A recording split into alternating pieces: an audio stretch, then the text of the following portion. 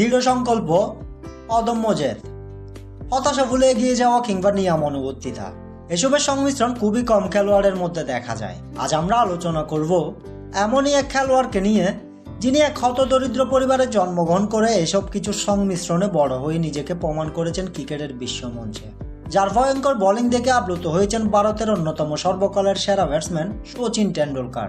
হ্যাঁ, তিনি আর কেউ নন, বলছি বর্তমান বিশ্বের অন্যতম সেরা ভারতীয় পেস বোলার মোহাম্মদ সিরাজের কথা। বন্ধুরা, আজ আমরা মোহাম্মদ সিরাজ সম্পর্কে এমন কিছু তথ্য আপনাদেরকে জানাবো যা হয়তো আপনারা আগে কখনো শুনেননি। তাহলে চলুন দেরি না করে শুরু করা যাক।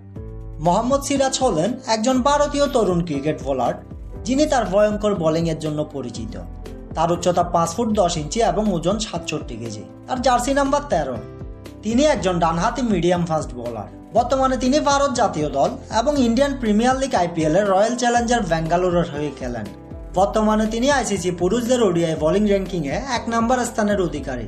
মোহাম্মদ সিরাজ 1994 সালের 13 মার্চ ভারতের হায়দ্রাবাদ, তেলেঙ্গানা শহরের একটি গরিব মুসলিম পরিবারে জন্মগ্রহণ করেন। তার বাবার নাম মোহাম্মদ গাউস এবং মায়ের নাম শাবানা বেগম। তার বাবা ছিলেন একজন অটোরিকশা চালক এবং তার মা মানুষের বাসায় গৃহকর্মী হিসেবে কাজ করতেন। সিরাজের আরও একটি ভাই রয়েছে, তার নাম মোহাম্মদ ইসমাইল। মোহাম্মদ সিরাজ ছোটবেলা থেকে ক্রিকেটের প্রতি আসক্ত ছিলেন। খেলে বেড়াতেন পাড়ার বিভিন্ন মাঠে।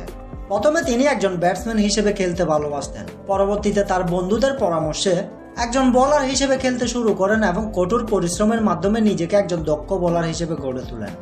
মোহাম্মদ সিরাজের শুরুটা একদম সহজ ছিল না। তার পরিবারের আর্থিক অবস্থা ছিল খুব খারাপ। তার বাবার স্বপ্ন ছিল সে বড় হয়ে দেশের হয়ে খেলবে। সে কারণে তার বাবা তাকে একটি স্থানীয় ক্রিকেট একাডেমিতে ভর্তি করান। সিরাজের স্বপ্ন পূরণ হতে শুরু করে যখন সে রঞ্জি ট্রফিতে হায়দ্রাবাদের হয়ে খেলার সুযোগ পান। কিন্তু তার কাছে জুতা কেনার টাকা ছিল না, যে কারণে তার বাবা সারা রাত অটো চালিয়ে তার জুতা কেনার টাকা জোগাড় করেছিল। রঞ্জি ট্রফিতে তার দারুণ পারফরমেন্সের কারণে 2017 IPL নিলামে তাকে সানরাইজ হায়দ্রাবাদ প্রায় 2.6 কোটি রুপিতে কিনে নেয়। এরপরই তার জীবন পাল্টে যায়। IPL এ তার দারুণ পারফরমেন্সের কারণে তিনি ডাক পেয়ে যান ভারত জাতীয় দলে। 2017 সালের 4 নভেম্বর নিউজিল্যান্ডের বিপক্ষে সিরাজ তার প্রথম আন্তর্জাতিক অভিষেক ম্যাচ খেলেন। 2 বছর পর 2019 সালের 15 জানুয়ারি অস্ট্রেলিয়ার বিপক্ষে তার ODI অভিষেক হয়। এরপর 2020 সালের 26 ডিসেম্বর অস্ট্রেলিয়ায় তার টেস্ট অভিষেক হয়। তিনি যখন অস্ট্রেলিয়ায় টেস্ট অভিষেকের অপেক্ষায় ছিলেন, সেই সময় খবর পান যে তার বাবা মারা যান। বোর্ড থেকে তাকে দেশে ফেরত আসতে বললেও তিনি না করে দেন, কারণ দেশের হয়ে খেলা যে ছিল তার বাবার স্বপ্ন।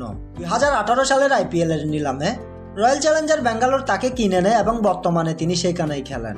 সিরাজের জীবনে কম ঝড় ঝাপটা যায়নি। শৈশবে অভুক্ত থাকা ছেলেটি জীবনে অনেক সমালোচনা ও ট্রল সহ্য করে কঠোর পরিশ্রমের মাধ্যমে নিজেকে একজন দক্ষ বোলারে পরিণত করে হয়ে উঠেছেন ODI ক্রিকেট র্যাঙ্কিং এর বর্তমান সময়ের 1 নম্বর বোলার। মোহাম্মদ সিরাজ কার্যত একজন অন্তর্মুখী মানুষ। তিনি সবসময় খেলায় মনোযোগ দেন। তিনি খুব কম মানুষের সাথে যোগাযোগ করেন।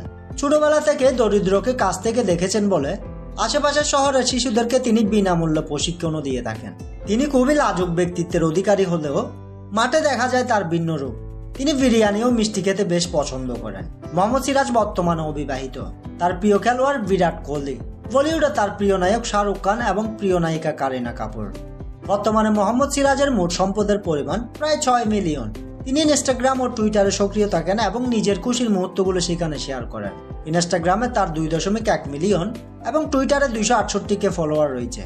বন্ধুরা, মোহাম্মদ সিরাজকে নিয়ে যদি আপনাদের আরও কিছু জানার থাকে তাহলে অবশ্যই আমাদের কমেন্ট বক্সে কমেন্ট করে জানাবেন। আর হ্যাঁ, আমাদের চ্যানেলটি অবশ্যই সাবস্ক্রাইব করতে ভুলবেন না। আশা করি আমরা আবার ফিরব নতুন আরেকটি ভিডিও নিয়ে। আমাদের ভিডিওটি সম্পূর্ণ দেখার জন্য অসংখ্য ধন্যবাদ।